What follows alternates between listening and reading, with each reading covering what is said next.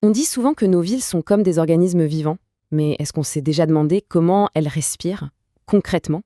Aujourd'hui, on va plonger au cœur de cet écosystème un peu particulier pour voir comment on gère leur souffle, de l'air qu'on respire jusqu'aux déchets qu'on produit. Alors, cette question, comment une ville respire?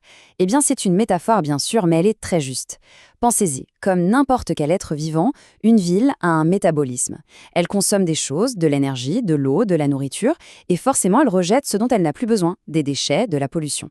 Et c'est justement cette respiration qui nous dit si nos villes sont en bonne santé ou si, au contraire, elles sont en train de s'étouffer. Et donc, pour comprendre comment soigner la ville, il faut d'abord bien comprendre son anatomie. C'est quoi, au juste, un écosystème urbain?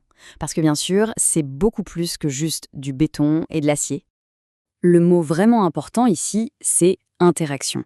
Il faut imaginer la ville non pas comme un simple tas de briques, mais plutôt comme une immense toile d'araignée. Si on tire sur un seul fil, mettons on construit une nouvelle autoroute ou une usine, eh bien, c'est toute la toile qui se met à vibrer. Tout est connecté et chaque petite chose peut influencer l'équilibre de l'ensemble. Et c'est précisément là que les vrais défis apparaissent. Parce que ces sous-produits, ces rejets de la ville, ils peuvent être parfois totalement invisibles ou au contraire très très concrets. Allez, regardons de plus près le premier grand défi. On commence donc par ce défi qui est souvent invisible, mais qui nous touche pourtant à chaque seconde de notre vie. L'air. L'air qu'on respire. On pourrait dire que c'est un peu le test de vérité pour la santé d'une ville. Cette pollution, c'est la conséquence directe de toute l'activité qui fourmille dans une ville. La circulation, les usines, le chauffage des bâtiments, tout ça, ça crée une sorte de cocktail dans l'atmosphère qui peut être assez nocif. Mais bon, pour pouvoir agir efficacement, il faut être un peu plus précis que ça. Et là, c'est super important de faire la différence. D'un côté, on a la pollution de l'air. Ça, c'est le problème global, le symptôme si on veut. Mais si on veut vraiment être efficace, il faut s'attaquer aux causes. Et une des causes majeures, ce sont les effluents gazeux, c'est-à-dire les gaz rejetés par l'industrie. C'est là qu'on peut agir, directement à la source. Pour faire simple, c'est la différence entre se plaindre qu'il pleut dans la maison et aller réparer le trou dans le toit. Ok, donc si on arrive à identifier une source précise, comme ces fameux effluents gazeux, on peut commencer à penser à un traitement. Mais concrètement, comment ça marche? L'idée, en fait, elle est assez simple. Il faut agir avant que les polluants ne s'échappent et se dispersent partout. On va donc capturer ces gaz directement à la sortie de l'usine. On les fait passer dans un système qui va neutraliser les composants dangereux, un peu comme un filtre géant. Et ensuite, on peut relâcher un air qui est bien plus propre. C'est une intervention ciblée, presque chirurgicale, pour un problème qui autrement deviendrait très diffus. Allez, on laisse de côté ce défi invisible de l'air pour passer à quelque chose de beaucoup plus tangible, quelque chose qu'on voit et qu'on produit absolument tous les jours. La gestion des déchets. Ça a l'air simple dit comme ça, mais en réalité, c'est une des opérations logistiques les plus compliquées d'une ville. Il faut y penser. Chaque jour, des tonnes et des tonnes de matériaux doivent être collectés, triés, transportés au bon endroit. C'est un peu comme le système circulatoire de la ville, mais pour l'évacuation. Et là aussi, la façon de voir les choses a beaucoup changé. L'idée, ce n'est plus juste de jeter. La stratégie d'aujourd'hui, elle suit une hiérarchie très claire. La priorité numéro 1, absolue, c'est de produire moins de déchets à la base.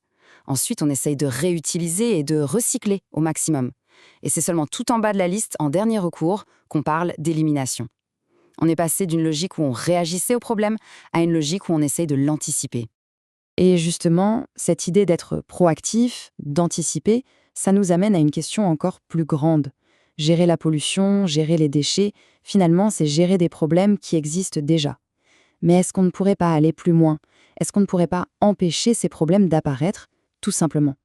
Eh bien, c'est exactement le but d'un outil de planification qui est devenu absolument central dans le développement des villes aujourd'hui. L'idée est géniale en fait. Avant même de poser la première brique d'une nouvelle usine ou de commencer à creuser pour une autoroute, on va faire une sorte de simulation de l'avenir.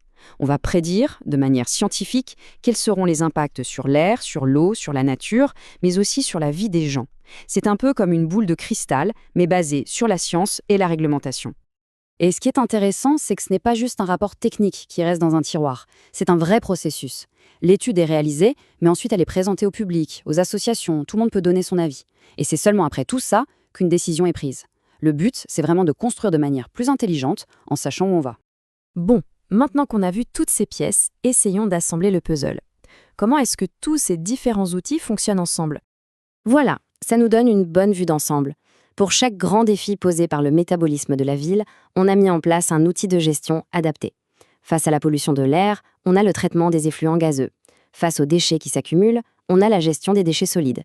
Et pour éviter les problèmes futurs, on a l'étude d'impact environnemental. Mais le point vraiment crucial à retenir, c'est que tout ça est connecté.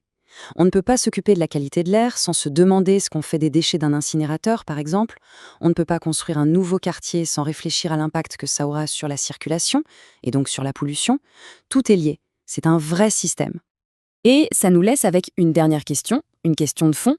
Est-ce que tous ces outils ne sont que des pansements, une façon de gérer les symptômes d'une croissance qu'on ne contrôle pas?